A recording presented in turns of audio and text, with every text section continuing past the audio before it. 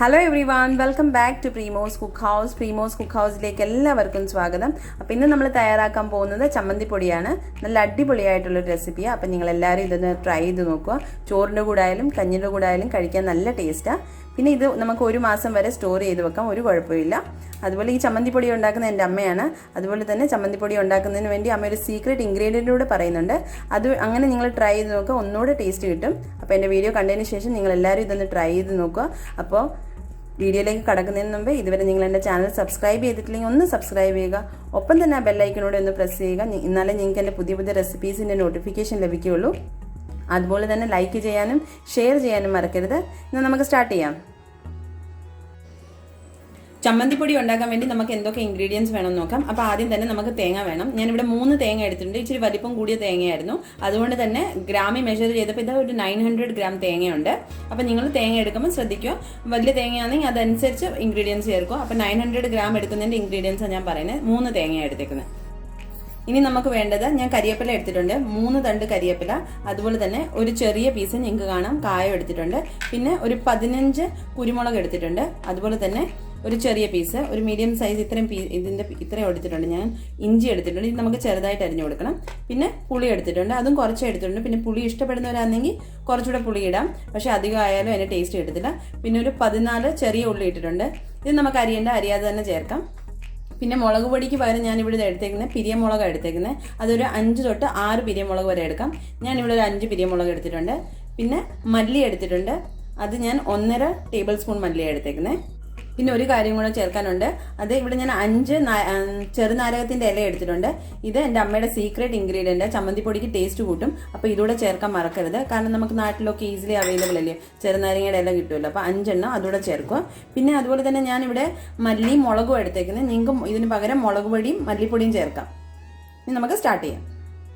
ഇനി നമുക്ക് ചമ്മന്തി പൊടി ഉണ്ടാക്കാൻ സ്റ്റാർട്ട് ചെയ്യാം. അപ്പം ഞാനിവിടെ ഉരുളി വെച്ചിട്ടുണ്ട്. ഉരുളിക്കകത്ത് തേങ്ങ ഇട്ടേക്കുന്നത്. ഇനി നമുക്ക് നല്ലവണ്ണം ഫ്രൈ ചെയ്തെടുക്കണം.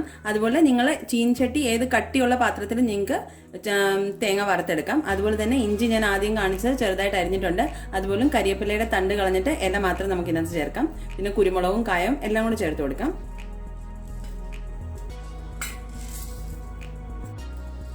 ഇനി നമുക്ക് ചെറുനാരകത്തിൻ്റെ ഇലയും കൂടെ ചേർത്ത് കൊടുക്കാം. അപ്പോൾ അതിൻ്റെ നടുക്കത്തെ നാര് കളഞ്ഞിട്ട് ചെറുതായിട്ടൊന്ന് മുറിച്ചിട്ടുണ്ട്. അതുകൂടെ നമുക്ക് അതിനകത്തേക്ക് ചേർത്ത് കൊടുക്കാം. മല്ലി ചേർത്ത് കൊടുക്കാം.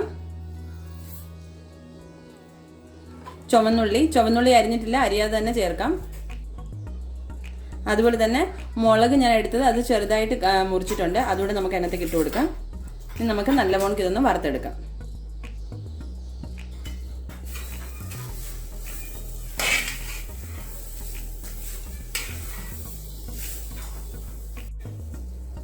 നമ്മൾ മുളക് പൊടി ആയിരുന്നെന്നുണ്ടെങ്കിൽ ഈ തേങ്ങ നന്നായിട്ടൊന്ന് വറുന്ന് വന്ന് ഒരു ബ്രൗൺ കളർ ആകുമ്പോൾ ഇട്ടാൽ മതി മുളക് പൊടി മല്ലിപ്പൊടി. എന്നിട്ട് ഒരു 5 മിനിറ്റ് ഇളക്കിയാൽ മതി. ഓക്കെ, അപ്പം മനസ്സിലായല്ലോ. നമ്മൾ മുളകും മല്ലി ഇടുന്നതുകൊണ്ടാണ് ഇപ്പോൾ തേങ്ങയുടെ കൂടെ ചേർത്ത്. മുളക് പൊടി മല്ലിപ്പൊടിയോ ആണെങ്കിൽ അമ്മ പറഞ്ഞ പോണക്ക് തന്നെ നമ്മുടെ തേങ്ങ നല്ല പോണക്കൊന്നും ബ്രൗൺ ആയിട്ട് അതിന് ശേഷമേ നമുക്ക് ഇടാൻ പാടുള്ളൂ. അങ്ങനെ നമുക്ക് ഇത് കണ്ടിന്യൂസ്ലി ഇളക്കിക്കൊണ്ടിരിക്കാം. നമ്മുടെ പാത്രത്തിന് കട്ടിയുള്ളതാണെങ്കിൽ ഇടയ്ക്ക് നമ്മളൊന്ന് ഇളക്കിയില്ലെങ്കിലും കുഴപ്പമില്ല, എന്നാലും ശ്രദ്ധിക്കുക. അപ്പം നമുക്ക് ഇത് ഇളക്കി കൊടുത്തുകൊണ്ടിരിക്കാം. ഇതിന് കുറച്ച് സമയം എടുക്കും ഇതൊന്ന് ഫ്രൈ ചെയ്ത് വരാൻ. കാരണം തേങ്ങയുടെ ക്വാണ്ടിറ്റി ഏറെ ഉള്ളത് കൊണ്ട് നമുക്ക് കുറച്ച് സമയം എടുക്കും. അപ്പം നല്ലപോലെ നമുക്ക് ഇളക്കി തേങ്ങ ഫ്രൈ ആവുന്നിടം വരെ ചെയ്ത് കൊടുക്കാം. അങ്ങനെ നമ്മുടെ തേങ്ങയുടെ കളറൊക്കെ ഒന്ന് ചെറുതായിട്ട് മാറി തുടങ്ങിയിട്ടുണ്ട്. വറക്കാൻ തുടങ്ങിയിട്ട് ഒരു 15 മിനിറ്റോളം ആയിട്ടുണ്ട്. അപ്പം നമ്മുടെ തേങ്ങ ചെറുതായിട്ടൊന്ന് കളർ മാറിയിട്ടുണ്ട്, നിങ്ങൾക്ക് കാണാമോ? ഇനി നമുക്ക് കുറേ നേരം ഇങ്ങനെ കണ്ടിന്യൂസ്ലി ഇളക്കി നല്ല പോണക്ക് ബ്രൗൺ ആവുന്നിടം വരെ നമുക്ക് ഫ്രൈ ചെയ്തെടുക്കാം. ഏകദേശം 1 മണിക്കൂറായിട്ടുണ്ട് നമ്മുടെ ചമ്മന്തി പൊടിക്കുള്ള തേങ്ങ വറക്കാൻ തുടങ്ങിയിട്ട്. അപ്പം നിങ്ങൾക്ക് കാണാം ഈ ഒരു കളർ ആവുമ്പോൾ നമുക്ക് ഇതിനകത്തേക്ക് മുളക് പൊടി മല്ലിപ്പൊടിയാണ് ചേർക്കുന്നത്. മുളകും മല്ലി അല്ല ചേർക്കുന്നത്. അത് അവർക്ക് വേണ്ടി പറയുക. മുളക് പൊടി മല്ലിപ്പൊടിയും ചേർക്കുന്നവർ ഈ സമയത്ത് തന്നെ മുളക് പൊടി മല്ലിപ്പൊടിയും ചേർക്കുക. അതുപോലെ തന്നെ ഈ 3 തേങ്ങയ്ക്ക് നിങ്ങൾ ഈ ടേബിൾ സ്പൂണ്, ഇതുപോലത്തെ ടേബിൾ സ്പൂൺ നമ്മുടെ ഒക്കെ വീട്ടിൽ കാണത്തില്ലേ, അതിനകത്ത് 2 ടേബിൾ സ്പൂൺ മുളക് പൊടിയും 2 തൊട്ട് 2.5 വരെ ആക്കാം. അതുപോലെ മല്ലിപ്പൊടി 2 ടേബിൾ സ്പൂണ്. അതിൽ കൂടുതൽ ചേർക്കാൻ പാടില്ല, കാരണം മല്ലിപ്പൊടിയുടെ ആയാലും ടേസ്റ്റ് മുന്നോട്ട് നിൽക്കും. മുളക് പൊടിയും കൂടുതൽ എരിവ് പാടില്ല. അപ്പോൾ അത് ശ്രദ്ധിക്കുക. മുളക് പൊടി മല്ലിപ്പൊടി ഇട്ടതിന് ശേഷം നല്ല പോണക്ക് ഒരു 3 തൊട്ട് 4 മിനിറ്റ് വരെ ഒന്ന് ഇളക്കുക. അതിനുശേഷം ഗ്യാസ് ഓഫ് ചെയ്യുക.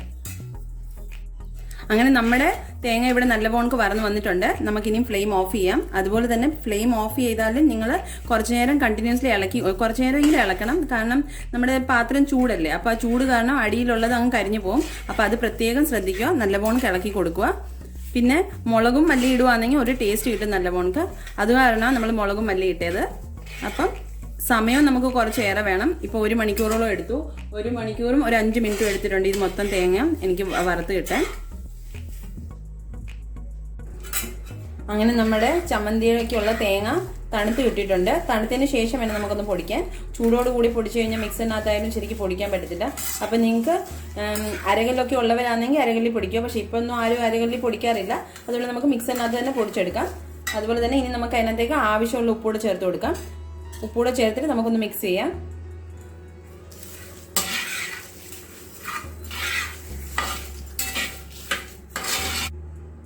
വറുത്ത ആ തേങ്ങയ്ക്കകത്ത് നമ്മൾ മുളകിട്ടത്, ആ മുളകും ഞാൻ അതിനകത്തൊന്ന് പറക്കി എടുത്തിട്ടുണ്ട്. അതുപോലെ തന്നെ കായവും നമ്മളിട്ടത് അതും ഞാൻ എടുത്തിട്ടുണ്ട്.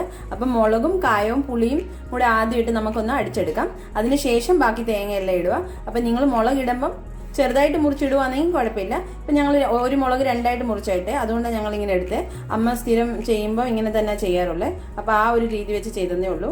അപ്പം മുളകും പിന്നെ നമ്മുടെ കായവും അതുപോലെ തന്നെ നമ്മൾ പുളി മാറ്റി വെച്ചിരുന്നല്ലോ, പുളിയും കൂടെ നമുക്കൊന്ന് അടിച്ചെടുക്കാം. അപ്പോൾ ആദ്യം തന്നെ നമുക്കൊരു മിക്സറിൻ്റെ ജാർ എടുക്കാം. മിക്സറിൻ്റെ ജാർ എടുത്തിട്ടുണ്ട്. അതിനകത്തേക്ക് ഞാൻ ആ ചെറിയ കഷ്ണം പുളി എടുത്ത് അതുകൂടെ ഇട്ട് കൊടുക്കുക. പിന്നെ നമുക്ക് മുളകും കായവും എല്ലാം കൂടെ അതിനകത്തേക്ക് ചേർത്ത് കൊടുക്കാം. എന്നിട്ട് ഒന്ന് അടിച്ചെടുത്തിട്ട് ഞാൻ നിങ്ങളെ കാണിക്കാം. അങ്ങനെ മുളകും പുളിയും അതുപോലെ തന്നെ കായവും നല്ലപോലെ പൊടിച്ചെടുത്തിട്ടുണ്ട്. അതുപോലെ പിന്നെ പ്രത്യേകിച്ച് ശ്രദ്ധിക്കേണ്ട കാര്യം എന്ന് വെച്ച് കഴിഞ്ഞാൽ നമ്മൾ എടുക്കുന്ന ജാറായാലും സ്പൂണായാലും അതിലൊന്നും നനവ് പാടില്ല. അതൊക്കെ നല്ലപോലെ ഇതാക്കണം. കാരണം നനവുണ്ടെങ്കിൽ നമ്മുടെ പൊടി ചമ്മന്തി പൊടി എളുപ്പം തന്നെ അഴുക്കായി പോകും. അപ്പോൾ അത് ശ്രദ്ധിക്കുക. ഇനി നമുക്ക് ഇതിനകത്തേക്ക് തേങ്ങ കുറേശ്ശെ ഇട്ട് കൊടുത്തിട്ട് പൊടിക്കാം. അപ്പോൾ 3 പ്രാവശ്യമായിട്ടേ പൊടിക്കാൻ പറ്റത്തുള്ളൂ. കാരണം നമ്മുടെ ക്വാണ്ടിറ്റി ഇച്ചിരി കൂടുതലാണ്. അപ്പോൾ നമുക്ക് കുറച്ച് തേങ്ങ ഇട്ട് കൊടുക്കാം.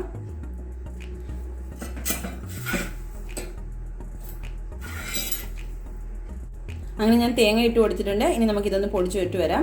അതുപോലെ തന്നെ ബാക്കിയുള്ളതൂടെ പൊടിച്ചതിന് ശേഷം ഞാൻ നിങ്ങളെ കാണിക്കാം. അങ്ങനെ ഞാൻ ചമ്മന്തിയുടെ തേങ്ങ എല്ലാം പൊടിച്ചെടുത്തിട്ടുണ്ട്. ഇനി നമുക്കിത് നല്ലപോലെ ഒന്ന് മിക്സ് ചെയ്ത് കൊടുക്കണം. സ്പൂൺ കൊണ്ടോ കൈ കൊണ്ട് മിക്സ് ചെയ്യുന്നതായിരിക്കും ഒന്നുകൂടെ നല്ലത്. കാരണം അപ്പോൾ ഉപ്പായാലും എല്ലാ മസാല ഒരുപോലെ എല്ലായിടത്തും പറ്റും. പിന്നെ അതുപോലെ ശ്രദ്ധിക്കേണ്ട കാര്യം എന്ന് വെച്ച് കഴിഞ്ഞാൽ നമ്മൾ ചമ്മന്തി പൊടിക്കുമ്പോൾ ഇത് നല്ലപോലെ പൊടിച്ചെടുക്കണം. നല്ലപോലെ പൊടിച്ചില്ലെങ്കിൽ നമ്മുടെ ചമ്മന്തിക്ക് ടേസ്റ്റ് കിട്ടത്തില്ല.